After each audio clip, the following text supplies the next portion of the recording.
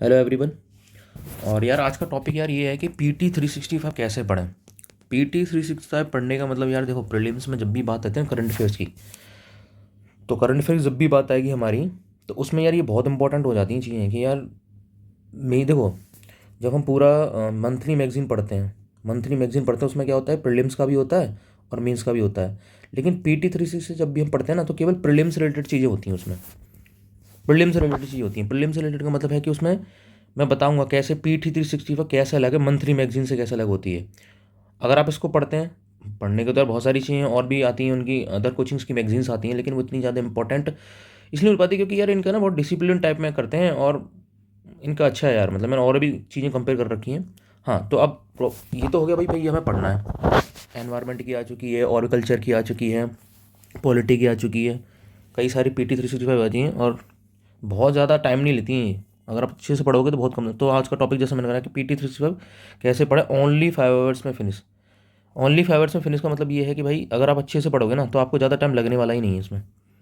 आप 100 पेजेस होंगे ना, 100 पेजेस, 100 पेजेस को आप ख़त्म कर दोगे इसको 5 घंटे के अंदर इसमें, अगर सही से पढ़ोगे तो आप। क्योंकि सारी चीज़ नहीं पढ़नी होती हैं उसमें, कुछ स्टैटिक का पार्ट होता है जो कि ऑलरेडी आपकी नोट्स में होता है। अगर हर चीज़ पढ़ने बैठ गए तो आपको जो है फिर इसी को पढ़ते रह जाओगे करंट अफेयर को। क्योंकि यार स्टैटिक तो आप ऑलरेडी यार पढ़ चुके हो ना। जैसे एनवायरनमेंट का मैं आज डिस्कस करूँगा, तो उसमें क्या है कि जैसे ऑलरेडी आप शंकर आयस पढ़ के होगे। भाई जब आप शंकर आयस पढ़ चुके होगे तो उसमें आप दोबारा से क्यों पढ़ोगे इन चीज़ों को। तो स्टैटिक का जो पोर्शन होता है वो आपको लीव करना होता है। करंट अफेयर और कंटेम्प्रेरी अफेयर में आपको डिफ्रेंशिएट करना आना चाहिए। अब मैं आपको बताता हूँ जैसे एग्जांपल के लिए कि कैसे पढ़ता हूँ, मैं कैसे पढ़ रहा हूँ और इनकी चीज़ों को कैसे हाईलाइट कर रहा हूँ मैं। ठीक है, एक मिनट बस पीछे चलते हैं, मैंने स्टार्ट करते हैं यहाँ पे।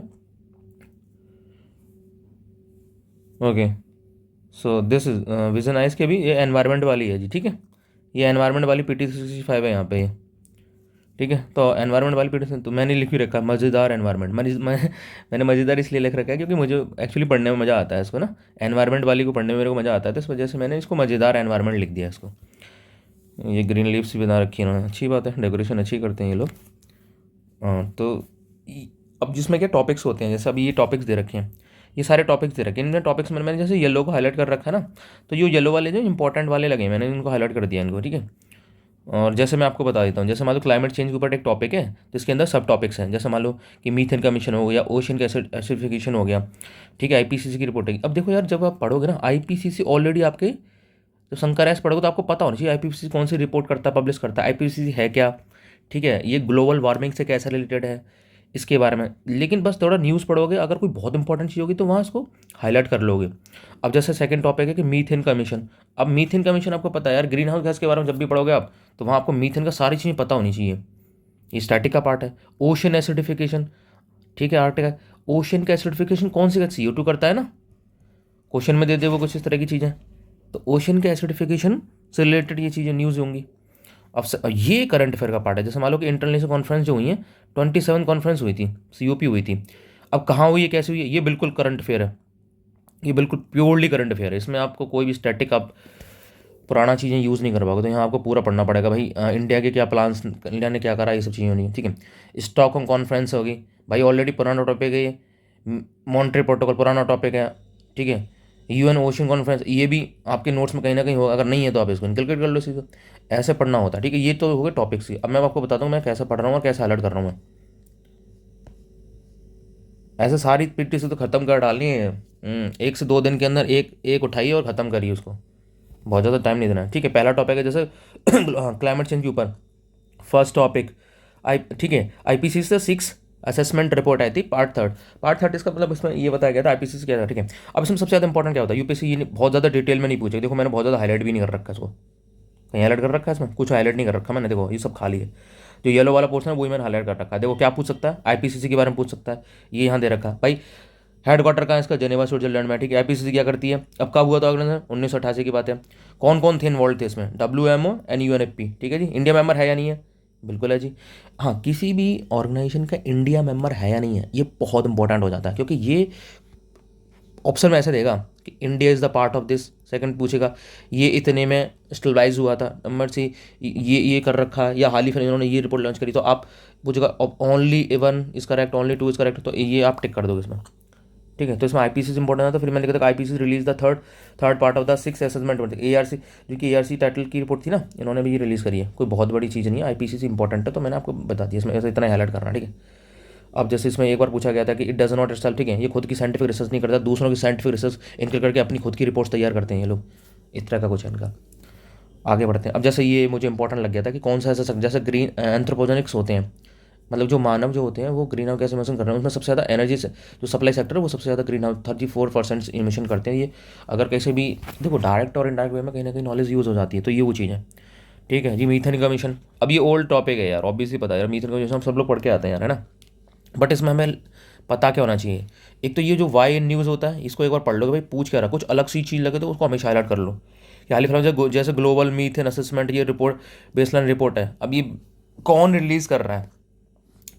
एक तो ये क्वेश्चन पूछता जाता है कि ये कौन रिलीज़ कर रहा है, फिर एक मीथेन से रिलेटेड है तो मीथेन के बारे में पूछ लो कि भाई ये इसका ये लॉन्ग टाइम लाइफ स्पैन क्या है इसका, CO2 से ज़्यादा है या कम है, ये शॉर्ट टाइम होता है इसका, ज़्यादा नहीं होता है। एक ही न्यूज़ इंपॉर्टेंट होगी कि India among the top 5 methane emitter में से टॉप 5 में के अंदर आती है ये कहीं ना कहीं यूज़ हो जाएगी इन्फॉर्मेशन, बिल्कुल प्रीलिम्स में यूज़ हो जाएगी, मेंस में यूज़ हो जाएगी। अब जैसे ये हो रहा है कि मीथेन कहाँ से आती है, जैसे वेटलैंड है तो वेटलैंड सबसे ज़्यादा कर रहे हैं, अब वो ऑर्डर पूछ लें कि wetland fossil fuel excess livestock को एक और दे दे कोई, तो लाइव वेटलैंड आपको ये पता है वेटलैंड सबसे ज़्यादा हाईएस्ट एमिशन हो रही है, ठीक है, ये याद करने की जरूरत नहीं है, बट ये याद करने की जरूरत है हाईएस्ट है, ऐसा पढ़नी चाहिए, इनको हाईलाइट कर लेना।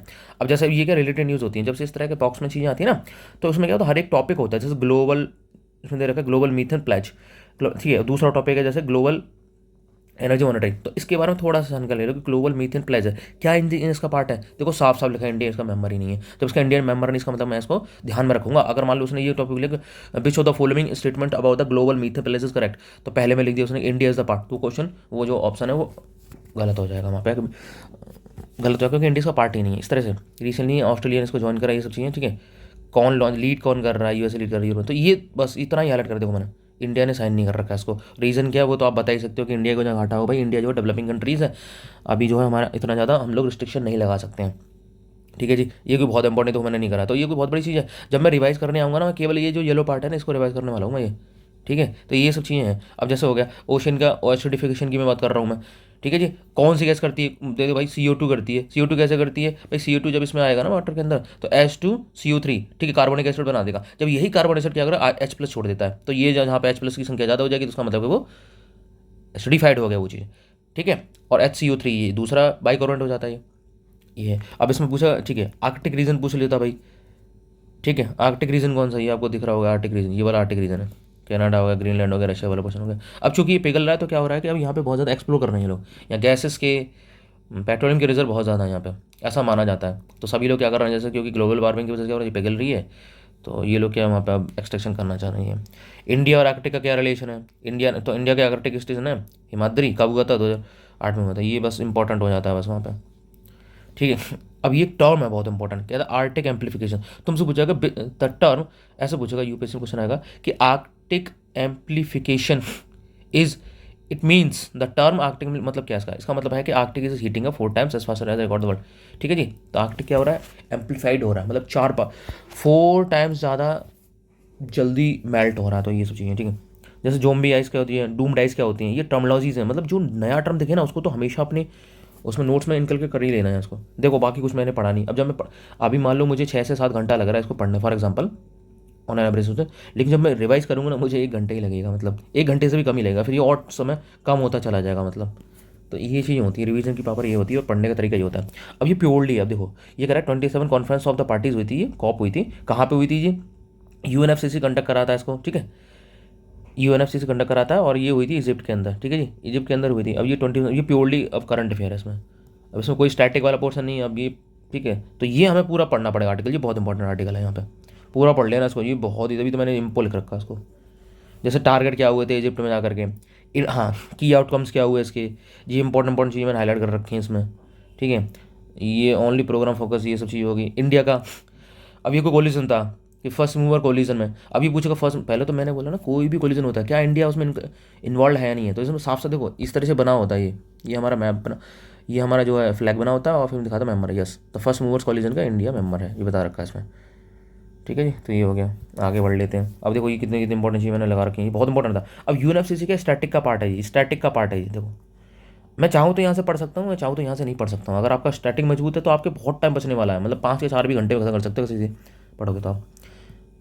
कौन जर्मनी में यूएनएफसी स्टैटिक का पार्ट है। अब ये यहाँ पे टाइम बच जाएगा। आप कोई बंदा नया बंदा होगा सारा सब कुछ पढ़ेगा, आपको नहीं पढ़ना है, आपको ये स्केप करना, क्योंकि आप ऑलरेडी अपने जो एनवायरमेंट के नोट्स हैं आप उनमें पढ़ के आए इस चीज़ को, यूएनएफसीसी क्या है। ठीक है नहीं, रियो समिट याद है ना, तो बस वही सब चीज़ें। ठीक है, L T L E D क्या होता है ये ठीक है। अब ये करंट अफेयर का क्वेश्चन है तो पढ़ लो भाई, L T L E D क्या होती है इसके बारे में। देखो ये थोड़ा हाईलाइट कर रखा है मैंने, ये सब चीज़ें बस उतना ही पढ़ना है इसमें। ठीक है, ये जैसे अब ये टर्म इंपॉर्टेंट आता है लाइफ, ये टर्म इंपॉर्टेंट आता है, पूछेगा the term life is related to what, ये एनवायरमेंट से रिलेटेड है, ये इंडिया ने लॉन्च करा था ये, है ना।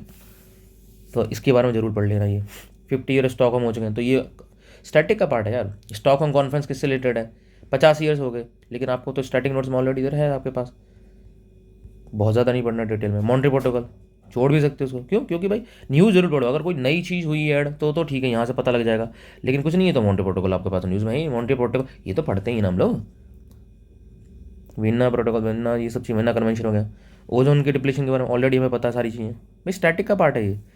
इवन ओशन कॉन्फ्रेंस, ये जिसे नहीं पता तो ये पढ़ लो भाई थोड़ा सा, हेडक्वार्टर कहाँ है इसका, समथिंग लाइक दैट। कह रहा है मिशन लाइफ, ये इंपॉर्टेंट है, मैंने आपको बताया था मिशन लाइफ इंपॉर्टेंट, मीन्स ये मीन्स में भी आ सकता है, मैंने इसलिए मीन्स के भी दे रखा है। हाँ, जैसे मैं कोई टॉपिक्स पूछ रहा था मैं आपको कि जैसे PT 365 में और जो मेन मंथली मैगजीन होती है उनमें क्या अंतर होता है, उन दोनों बस देखो यार इतना अंतर होता है कि PT 365 के तक होता है कि जो भी चीज़ें डिज़ाइन करी जाती हैं वो प्रीलिम्स के हिसाब से करी जाती हैं। जो मंथली मैगजीन्स होती हैं उसमें प्रीलिम्स और मीन्स दोनों का होता है। ठीक है जी, तो उसमें मीन्स में क्या, उसमें क्या अंतर आ जाता है कि जैसे अभी जैसे मान लो मिशन लाइफ के ऊपर क्वेश्चन पूछ लिया जाएगा, मीन्स में किस तरह क्वेश्चन आएगा, रिसेंटली मिशन लाइफ लॉन्च किया गया था, इसके क्या कॉन्सिक्वेंसेज हैं, what will be the advantage and disadvantage, या what will be the challenges, ये सब चीज़ें। तो मंथली मैगजीन में क्या होता है कि मिशन लाइफ के बारे में यहाँ तो लिखा तो होता ही होता है, उसके बाद क्या होता है, इसके अंदर इश्यूज़ क्या हैं, इसकी इंपॉर्टेंस क्या है, इसका वे फॉरवर्ड क्या है, तो ये सब बढ़ जाता है। ये PT 365 में आपको देखने को नहीं मिलेगा, क्योंकि ये सब चीज़ थोड़ी पूछी जाएंगी कि इश्यूज़ क्या है, चैलेंजेस क्या है, इंपॉर्टेंस क्या है, प्रीलिम्स से थोड़ी पूछा जाता है, मेंस पूछा जाता है, तो इसलिए ये अंतर है। इसलिए यहाँ पे थोड़ा क्या PT 365 पढ़ने से हमें टाइम बच जाता है हमारा। ठीक है, पूरा पढ़ डालेंगे, ये बहुत इंपॉर्टेंट है, तो मैंने ये लिख भी रखा है इनको। ठीक है, तो ऐसे ही चीज़ें पढ़नी है, और जितना हाईलाइट है बस उतना ही रिवाइज करेंगे हम लोग। जैसे कार्बन बॉर्डर एडजस्टमेंट थोड़ा सा पढ़ लो यार इसके बारे में। ठीक है जी, सारा चीज़ नहीं पढ़नी, जब हम रिवाइज करेंगे तो ये चीज़, तो ऐसे ही पूरा ख़त्म कर सकते हो आप इन चीज़ों को। Finish finish. ठीक है, तो मैंने यार ये चीज़ें मुझे बहुत इंपॉर्टेंट लगी, तो मैंने यार शेयर कर दिया कि यार ये चीज़ें बहुत हर किसी को पता होनी ही चाहिए। क्योंकि यार अगर आप ऐसे पढ़ोगे ना जैसे कन्वेंशनल तरीके से पढ़ते हो तो बहुत टाइम लग जाएगा, एक चीज़ बहुत घुस घुस के नहीं पढ़नी होती है। अगर आपका स्टैटिक मजबूत है तो, अगर आपका स्टैटिक मजबूत होना चाहिए, पहले स्टैटिक पढ़ो उसके बाद ये सब चीज़ें आती हैं।